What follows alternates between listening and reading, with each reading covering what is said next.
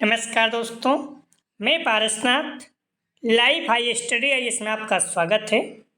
आज हम लोग राजा महेंद्र प्रताप सिंह राज्य विश्वविद्यालय अलीगढ़ के बीएड फोर्थ सेमेस्टर एग्जाम 2023-24 जो 18 मई 2024 को एग्जाम होने जा रहा है, उसके लिए पेपर 401 अर्थात अधिगम के लिए आकलन या असेसमेंट फॉर लर्निंग का फुल प्रैक्टिस सेट 12 हल करेंगे। इसके टॉप 75 अति महत्वपूर्ण प्रश्न हल करेंगे। यहाँ से निश्चित रूप से एग्जाम में प्रश्नों के सेम टू सेम आने की संभावना है, इसलिए आप लोग वीडियो को पूरा देखिएगा। ध्यान रखिए, यह पेपर 80 अंक का होगा, 75 प्रश्न दिया रहेगा, 65 प्रश्न हल करना होगा आप लोगों को, अर्थात एक प्रश्न 1.23 अंक का होगा। समय 2 घंटे अर्थात 120 मिनट का होगा। आपका जो एग्जाम का टाइमिंग है 12 बजे से 2 बजे तक रहेगा। इस पेपर में पास होने के लिए आप लोगों को कम से कम 32 अंक प्राप्त करना होगा, अर्थात 26 प्रश्न सही करना होगा। दोस्तों, प्रश्नों पर आएँ, लेकिन उससे पहले प्लीज़ आप लोग वीडियो को ज़्यादा से ज़्यादा शेयर कीजिए, जिससे सभी लोगों को लाभ हो सके। यदि आप लोग चैनल को सब्सक्राइब नहीं किए हैं तो चैनल को सब्सक्राइब कीजिए तथा वीडियो को लाइक और शेयर जरूर कीजिए, इससे मोटिवेशन मिलता है। आइए देखते हैं प्रश्नों को। पेपर 401 अर्थात अधिगम के लिए आकलन असेसमेंट फॉर लर्निंग, इसका फुल प्रैक्टिस सेट 12 हल करेंगे। इसके पहले 11 प्रैक्टिस सेट हल कर चुके हैं। आप लोग डिस्क्रिप्शन में जाएंगे, लिंक आप प्लेलिस्ट BD 401 दिया गया है, इस जगह पे आप क्लिक करेंगे, सारी वीडियो आपको क्रम से मिल जाएगा। ठीक है, आइए देखते हैं प्रश्नों को। आप लोग ध्यान रखना, इस प्रैक्टिस सेट को अच्छे से तैयार कर लीजिए। कम से कम यहाँ से 20 प्रश्न के आसपास आपको एग्जाम में देखने को मिलेंगे। ठीक है, और इसके बाद एक प्रैक्टिस सेट और लाऊंगा 13 नंबर। ठीक है, 12 है, मतलब 12 है, इसके बाद 13 लाएंगे, तो 12-13 जरूर तैयार कर लीजिएगा। अब तक आप जो भी पढ़े हैं ठीक है, लेकिन 12 और 13 इन दोनों को आप जरूर तैयार कर लीजिएगा। ठीक है, अगर इन दोनों को अच्छे से तैयार कर लेते हैं तो निश्चित रूप से आपको लाभ होगा। क्लियर? प्लीज़ आप लोग वीडियो को लाइक शेयर कीजिए, कॉलेज ग्रुप या फिर जो भी फ्रेंड आपके बीएड कर रहे हैं सभी लोगों को लाभ हो सके, निवेदन है आप लोगों से। और वीडियो को आप लाइक जरूर करें। प्रश्न है, यदि किसी परीक्षण में कोई व्यक्ति अनेक परीक्षकों द्वारा कॉपी जांचने के बाद भी समान अंक पाता है तो वह परीक्षण है। यदि किसी परीक्षण में कोई व्यक्ति अनेक परीक्षकों द्वारा कॉपी जांचने के बाद भी समान अंक पाता है तो वह परीक्षण है। ए वैधता, बी विश्वसनीयता, सी मानक, डी वस्तुनिष्ठता। सही जवाब हो जाएगा बी विश्वसनीयता। अगला प्रश्न है, विश्वसनीयता प्राप्त करने के लिए किस विधि का प्रयोग किया जाता है। ए परीक्षण, पुनः परीक्षण विधि, बी समानांतर प्रारूप विधि, सी अर्धविरापन विधि, डी उपयुक्त सभी। सही जवाब हो जाएगा डी उपयुक्त सभी। अगला प्रश्न है, केंद्रीय प्रवृत्ति का मापक नहीं है। सही जवाब हो जाएगा 13 का बी सहसंबंध। मध्यमान, माध्यिका और बहुलांक ये तीनों हैं, लेकिन सहसंबंध नहीं है। अगला प्रश्न है, निम्नलिखित प्राप्तांकों का मध्यमान है 20, 23, 27, 18, 17, 13, 24, 22। तो मध्यमान बराबर सूत्र क्या होता है, संख्याओं का योग बटे संख्या। संख्याओं का योग कर लीजिए, जोड़ लीजिए, 20, 23, 17, 18, 17, 13, 24, 22। इन पूरी संख्याओं को जोड़ डालिए, भागे जितनी संख्या है उतने से भाग दे दीजिए। कितनी संख्या है, 1, 2, 3, 4, 5, 6, 7, 8, 8 से भाग दे दीजिए।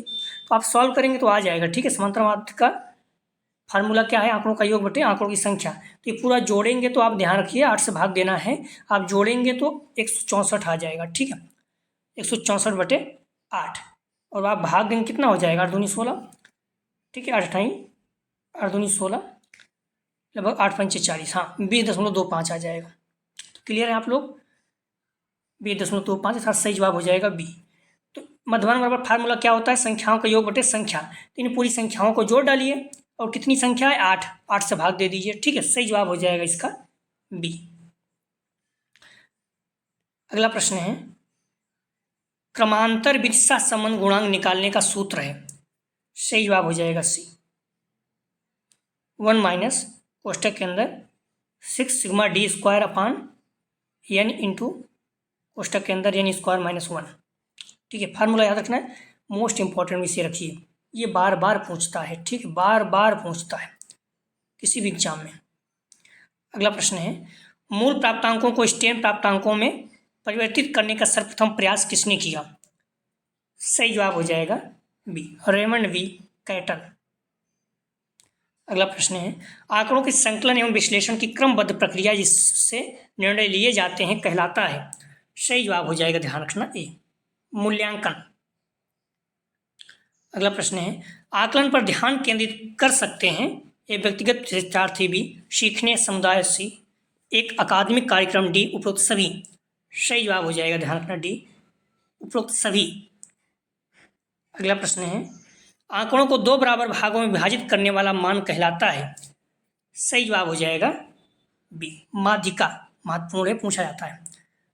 आप लोग ध्यान रखना इस प्रैक्टिस सेट को, और इसके बाद एक प्रैक्टिस सेट और लाऊंगा। जरूरी नहीं 2 बजे ये कल आए, 2 बजे से एग्जाम है तो आप पहले भी शाम तक या फिर सुबह तक देख लेते हैं, जैसे बन पाए, कंप्लीट हो पाएगा। तो 12 और 13 दोनों प्रैक्टिस सेट अच्छे से तैयार कर लीजिए। निश्चित रूप से यहाँ पर एग्जाम में आपको बहुत ज़्यादा देखने को मिलेगा, दोनों प्रैक्टिस सेट से कम 50 के आसपास, ठीक है। तो अच्छे से तैयार कर लीजिएगा। निवेदन है आप लोगों से, और कोशिश कर रहा हूँ जो री एग्जाम हुआ था Raja Mahendra Pratap Singh BEd second year BD 202 association for learning का, उससे प्रश्न आ सकता है, तो आप उसको भी अपलोड कर देंगे, ठीक है। आप लोग जो वार्षिक एग्जाम उसको तो अपलोड किए ही हैं, ग्रुप में डाले हुए थे, जो री एग्जाम होगा उसको भी अपलोड कर देंगे, ठीक है। आप लोग देख लीजिएगा, निश्चित रूप से वहाँ से एग्जाम में प्रश्न आने की संभावना है। हालांकि इसमें मैंने कई प्रश्न उसको शामिल किया है, तो सारे प्रश्नों को आप इसको सॉल्व कर लेते हैं तो री एग्जाम के प्रश्न भी आपका सॉल्व हो जाएंगे, ठीक है।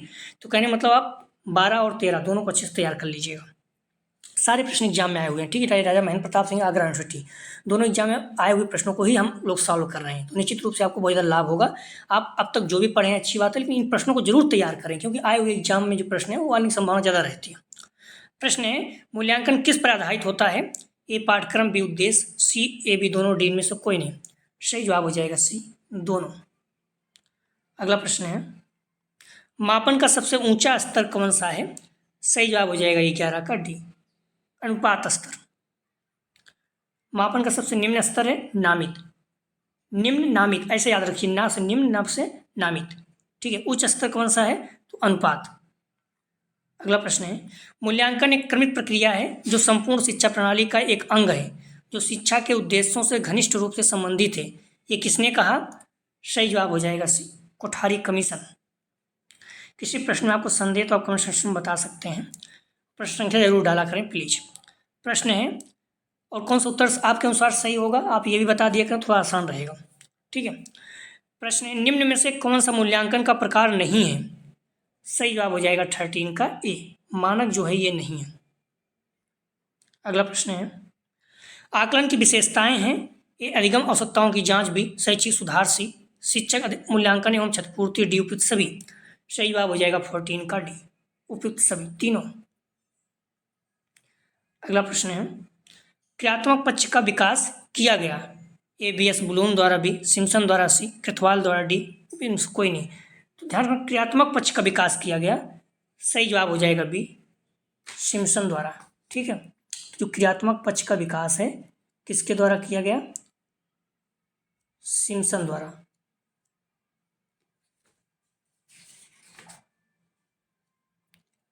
क्लियर? तो आप लोग ध्यान रखें, क्रियात्मक पक्ष BS ब्लूम 1956, भावात्मक पक्ष कृथवाल 1964, और तीसरा क्रियात्मक पक्ष सिम्पसन द्वारा 1969। ये सारे प्रश्न आपको अच्छे से तैयार होना चाहिए, ठीक है। महत्वपूर्ण है, सभी महत्वपूर्ण है, ध्यान रखना, ये सारे पॉइंट महत्वपूर्ण है, सारा पॉइंट पूछा जा सकता है, एक भी आपको छोड़ना नहीं है, ठीक है। तो भावात्मक पक्ष जो है कृथवाल 1964, ज्ञानात्मक पक्ष BS ब्लूम, क्रियात्मक पक्ष सिम्पसन, तीनों महत्वपूर्ण एग्जाम में पूछे गए हैं। अगला प्रश्न है, और तीनों के 6 पार्ट हैं, ठीक है। जैसे BS ब्लूम वाला है ज्ञानात्मक पक्ष, तो इसका जो है जैसे ज्ञान हो गया, बोध हो गया, अनुप्रयोग, विश्लेषण, संश्लेषण, मूल्यांकन, ये इसके 6 पक्ष हैं। सबसे निम्न कौन सा है? ज्ञान। सबसे उच्च कौन सा है? मूल्यांकन। इस तरह भावात्मक पक्ष में भी 6 है, भावात्मक पक्ष में 6 कौन है? अग्रहण, अनुक्रिया, अनुमूल्यन, विचारणा, व्यवस्थापन, चैत्रीकरण, ये 6 है। इसमें पहला कौन है? अग्रहण, लास्ट कौन है? अंतिम, सबसे उच्च चैत्रीकरण। इसी तरह सिम्पसन द्वारा क्रियात्मक पक्ष का विकास किया गया 1969 में, इसमें भी 6 है, पहला उद्दीपन और लास्ट जो है आदत निर्माण, उद्दीपन, कार्रवाई, नियंत्रण, समायोजन, स्वाभाविकरण, आदत निर्माण, ये 6 सबके तीनों को 6 पार्ट हैं, आपको याद होना चाहिए। अगला प्रश्न है, मूल्यांकन होता है, सही जवाब हो जाएगा 16 का सी, मात्रात्मक गुणात्मक दोनों। अगला प्रश्न है, मध्यमान का सूत्र है, सही जवाब हो जाएगा बी, मध्यमान सिग्मा, मध्यमान m बराबर सिग्मा FX/n, मतलब सिग्मा एफ एक्स भागे एन, ठीक है, संख्याओं का योगफल संख्या। 20 सही जवाब है। अगला प्रश्न है, किसने परिभाषित किया है संप्रेषण विचार विनिमय के मूड में विचारों तथा भावनाओं को परस्पर जानने तथा समझने की प्रक्रिया है। सही जवाब हो जाएगा डी, एडगर डेल। अगला प्रश्न है, किसने कहा विस्मरण वह प्रवृत्ति है जिसके द्वारा दुखद अनुभवों को स्मृति से अलग कर दिया जाता है। किसने कहा विस्मरण वह प्रवृत्ति है जिसके द्वारा दुख अनुभवों को स्मृति से अलग कर दिया जाता है। सही जवाब हो जाएगा सी, सिगमंड फ्रायड। अगला प्रश्न है, सूक्ष्म शिक्षण प्रथम बार किस विदेशी विश्वविद्यालय में विकसित हुई। सही जवाब हो जाएगा 20 का ए, स्टैनफोर्ड। सूक्ष्म शिक्षण जैसे पहली बार 1963 में स्टैनफोर्ड विश्वविद्यालय में ड्राइस डब्ल्यू एलन, ध्यान रखना, और उनके सहयोगियों द्वारा प्रस्तावित किया गया था। एक निर्देशात्मक तकनीकी है जिसका उपयोग अक्सर शिक्षा में किया जाता है या विशिष्ट शिक्षण कौशल में सुधार करने के लिए शिक्षण के जटिल कार्य को प्रबंधन की भागों में सरल बनाने में काम आता है। अगला प्रश्न है, प्रेरणा का मूल प्रवृत्तियों का सिद्धांत किसने विकसित किया था। सही जवाब हो जाएगा बी, मैकडूगल द्वारा। अगला ध्यान रखना, अभिप्रेरणा के मूल प्रवृत्ति सिद्धांत का प्रतिपादक मैकडूगल हैं। उन्होंने मनुष्य के 8 मूल प्रवृत्तियों की पहचान की। प्रसिद्ध मनोवैज्ञानिक सिगमंड फ्रायड ने भी मूल प्रवृत्तियों की अवधारणा की प्रस्तुति की है। अगला प्रश्न है, आकलन के प्रकार हैं ए प्री आकलन बी, फॉर्मेटिव आकलन सी, योगात्मक आकलन डी, उपरोक्त सभी। सही जवाब हो जाएगा डी, उपरोक्त सभी। आप लोगों से एक चीज़ बार बार कह रहा हूँ कि आप लोग जो टेस्ट है 12 और 13, एक और आएगा 13, दोनों को जरूर सॉल्व कर लीजिए, दोनों महत्वपूर्ण रहेंगे। प्री आकलन या शिक्षण प्रक्रिया शुरू होने से पहले किया जाता है, ठीक है, और फॉर्मेटिव आकलन या प्रक्रिया शिक्षण प्रक्रिया के दौरान किया जाता है। जैसे भी आपका टेस्ट चल रहा है, ये मान चलिए आपका एक तरह से ध्यान रखिए फॉर्मेटिव है, ठीक है। फॉर्मेटिव आकलन क्या होता है, शिक्षण प्रक्रिया के दौरान जैसे आपको पढ़ाया जाए, टेस्ट लिया जाए डेली। और जो योगात्मक आकलन है, समेटिव आकलन, आप लोग ध्यान रखना है, इंग्लिश में जरूर याद रखिएगा, ठीक है, सिमेट्रिक असेसमेंट, क्योंकि एमएड एग्जाम में भी प्रश्न पूछा जाता है, सिलेबस में कुछ भी मिलता है, उसमें क्या किया इंग्लिश में, ठीक है, हिंदी में पता नहीं क्या पूछ लेता है, नाम पता नहीं कौन कौन से हिंदी में कन्वर्ट करता है गूगल से, तो गलत हो जाता है, मतलब गलत क्या, कठिन शब्द आ जाते हैं, इसलिए आप लोग इंग्लिश में शब्द जरूर याद रखें, ठीक है। तो योगात्मक आकलन क्या है, या शिक्षण प्रक्रिया के अंत में किया जाने वाला आकलन है। जैसे भी आप लोगों का एग्जाम हो रहा है सेमेस्टर, ये क्या है, योगात्मक आकलन, ये साल में हो, ठीक है, योगात्मक आकलन हो, पर आपको पढ़ाई चल रही है, आकलन भी हो रहा है, टेस्ट हो रहा है, ये सब क्या है, तो ध्यान रखना, ये सब जो है फॉर्मेटिव रहेगा, ठीक है। अगला प्रश्न है, आकलन, कई आप देखेंगे तो आकलन ये मूल्यांकन भी दे देगा, तो आपको कंफ्यूज नहीं, हालांकि आकलन ही पूछेगा, आकलन का क्षेत्र नहीं है, लेकिन बुक में देखोगे तो मूल्यांकन लिखा हुआ है। ये सब जो चीज़ें दी गई हैं सारी चीज़ें मूल्यांकन में है, तो आकलन का क्षेत्र नहीं है। सही जवाब हो जाएगा 23 का, ध्यान रखना भी, व्यायाम नहीं है, ज्ञान, कुशलताएं, रुचियां, ये सब आकलन या मूल्यांकन का क्षेत्र हैं। ज्ञान, बोध और अवबोध, सूचना, कुशलता, प्रवृत्तियां, अभिवृत्तियां, मूल्य, बुद्धि, योग्यताएं, रुचियां, शारीरिक स्वास्थ्य, ये सब जो है, ये सभी जो है आकलन का क्षेत्र है। अगला प्रश्न है, आकलन की विशेषताएं हैं ए शिक्षक मूल्यांकन तथा क्षतिपूर्ति बी, शैक्षिक सुधार सी, ए बी दोनों, डी में से कोई नहीं। सही जवाब हो जाएगा सी, ए बी दोनों। अगला प्रश्न है, सत्य शून्य बिंदु विद्यमान रहता है। सही जवाब हो जाएगा 25 का डी, अनुपात स्तर। अगला प्रश्न है, निम्नलिखित में से कौन एक विधि परीक्षण के पदों की गुणवत्ता के मूल्यांकन हेतु प्रयोग की जाती है। सही जवाब हो जाएगा बी, विषय वस्तु विश्लेषण। अगला प्रश्न है, मानकीकृत परीक्षण की 2 अत्यधिक आवश्यक विशेषताएं क्या हैं। सही जवाब हो जाएगा सी, विश्वसनीयता एवं वैधता। अगला प्रश्न है, कौन सा भिन्न है। सही जवाब हो जाएगा 28 का बी, न्यायदर्श क्या है, भिन्न है, विश्वसनीयता, वैधता, मानक, ये सब एक जैसे ही है। अगला प्रश्न है, निम्नलिखित में कौन सा अध्यापक निर्मित परीक्षण का लक्षण नहीं है। सही जवाब हो जाएगा डी, मानक। अगला प्रश्न है, किसी परीक्षण का स्वसंबंध कहलाता है? सही जवाब हो जाएगा 30 का सी, विश्वसनीयता गुणांक। अगला प्रश्न है, यदि कोई परीक्षण वैध है तो वह, सही जवाब हो जाएगा 31 का ए, विश्वसनीयता आवश्यक होगा।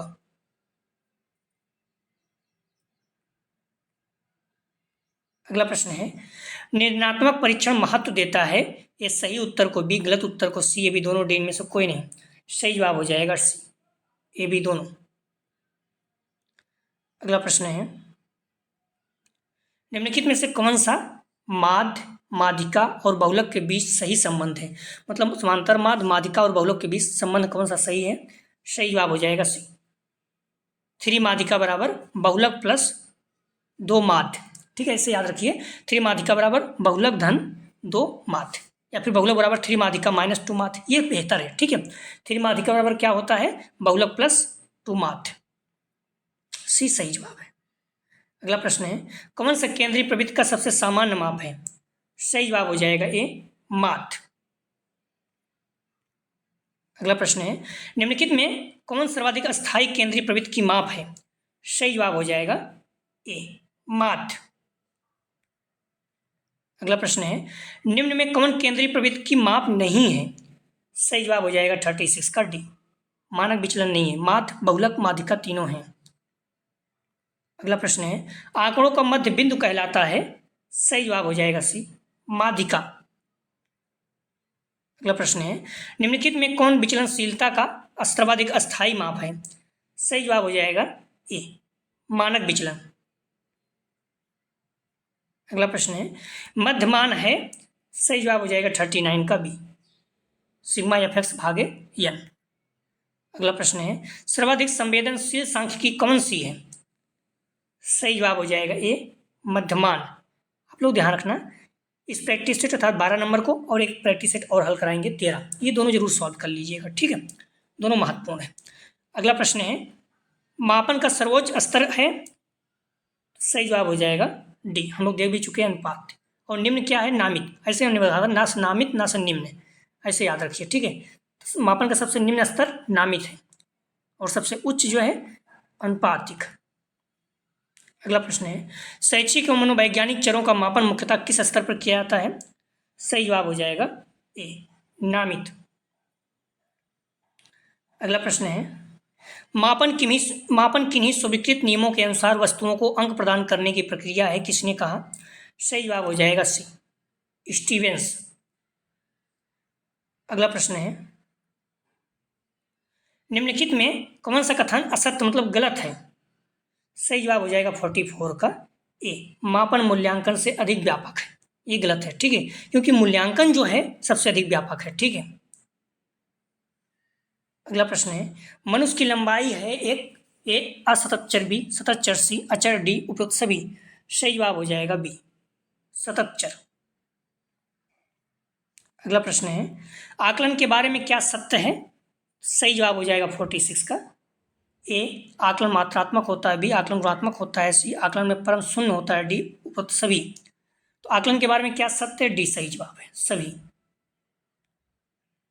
अगला प्रश्न है, पाठ्यक्रम के अंत में किया जाने वाला आकलन कहलाता है? सही जवाब हो जाएगा 47 का सी, योगात्मक आकलन। अगला प्रश्न है, किसी विद्यार्थी को परीक्षा में प्रथम श्रेणी प्रदान करना है? ए, मापन, बी मूल्यांकन, सी आकलन, डी उपयुक्त सभी। किसी विद्यार्थी को परीक्षा में प्रथम श्रेणी प्रदान करना क्या है? सही जवाब हो जाएगा बी, मूल्यांकन। ध्यान रखना, अगर किसी विषय में, मान लीजिए गणित में 50 अंक प्राप्त किए, ये क्या है? मापन। लेकिन गणित में प्रथम स्थान प्राप्त किए तो ये मूल्यांकन, क्लास में प्रथम स्थान प्राप्त किए ये मूल्यांकन। ठीक है, तो वैल्यू हो जाता है। अगला प्रश्न है, व्यक्ति के अवचेतन पक्ष के मापन हेतु प्रयुक्त तकनीक है? महत्वपूर्ण है, ध्यान रखना, बी प्रक्षेपी तकनीक। अगला प्रश्न है, निम्नलिखित में कौन निर्धारण मापनी का उदाहरण है? सही जवाब हो जाएगा 50 का ए, आंकिक मापनी, बी ग्राफिक मापनी, सी क्रमिक मापनी, डी उपयुक्त सभी। सही जवाब हो जाएगा डी, उपयुक्त सभी।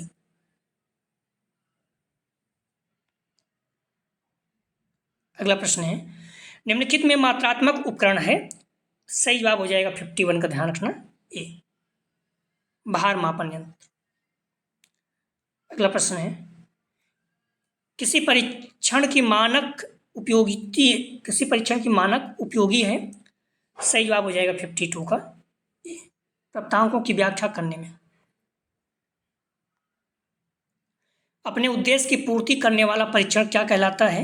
सही जवाब हो जाएगा 53 का ए, वैध। अगला प्रश्न है, निम्नलिखित में कौन मापन की व्यक्तिगत त्रुटियों से संबंधित है। सही जवाब हो जाएगा डी, मानक। अगला प्रश्न है, निम्नलिखित में वस्तुनिष्ठ प्रश्न का प्रकार नहीं है। सही जवाब हो जाएगा ए, तुलनात्मक प्रश्न जो है ये वस्तुनिष्ठ प्रकार का नहीं, बल्कि पुनर्स्मरण अर्थात रिकॉल, मिलान प्रश्न और पूर्ति प्रश्न, ये सब क्या है, वस्तुनिष्ठ, ऑब्जेक्टिव। अगला प्रश्न है, शैक्षिक उद्देश्यों का वर्गीकरण किसने प्रस्तुत किया। सही जवाब हो जाएगा सी, ब्लूम। अगला प्रश्न है, प्रथम सफल बुद्धि परीक्षण किसने बनाया। सही जवाब हो जाएगा 57 का बी, बिने। अगला प्रश्न है, 90 से 100 बुद्धिलब्ध वाले बालक किस वर्ग में आते हैं। तो 90 से 100 सही जवाब हो जाएगा सी, सामान्य बुद्धि। ध्यान रखना है 91 से 110 जो है सामान्य आते हैं, 140 प्लस जो है ये प्रतिभाशाली में आते हैं। अगला प्रश्न है, जलोटा बुद्धि परीक्षण है एक, ए शाब्दिक परीक्षण, बी अशाब्दिक, सी निष्पादन परीक्षण, डी उपयुक्त सभी। जलोटा बुद्धि परीक्षण है एक, सही जवाब हो जाएगा ए, शाब्दिक परीक्षण। अगला प्रश्न है, 16 व्यक्तित्व कारक प्रश्नावली का निर्माण किसने किया। सही जवाब हो जाएगा बी, कैटल। अगला प्रश्न है, प्रासंगिक अंतर्बोध परीक्षण में कुल कितने कार्ड होते हैं। सही जवाब हो जाएगा सी, 31। महत्वपूर्ण है, प्लीज़ आप लोग वीडियो को लाइक जरूर कर दें। आप लोग लाइक करेंगे, कोई नुकसान आपका नहीं होगा, निवेदन है लाइक और शेयर करें, सभी लोगों को लाभ हो सके। खास करके आप लोग प्रैक्टिस सेट 12 ये वाला और एक प्रैक्टिस सेट हल करेंगे, ठीक है, 13, दोनों जरूर हल कर लीजिएगा। प्रश्न है, निम्नलिखित में से कौन सा सृजनात्मकता का एक महत्वपूर्ण कारक नहीं है। सही जवाब हो जाएगा, ध्यान रखना, बी अभिसारी चिंतन। अभिसारी चिंतन का प्रयोग बुद्धि के समान अर्थ में किया जाता है। अपसारी चिंतन का प्रयोग सृजनशील के समान अर्थ में किया जाता है, ठीक है, ध्यान रखना। अभिसारी चिंतन जो है ये बुद्धि के समान अर्थ में, अपसारी जो है ये सृजनशील, कंफ्यूज नहीं होना।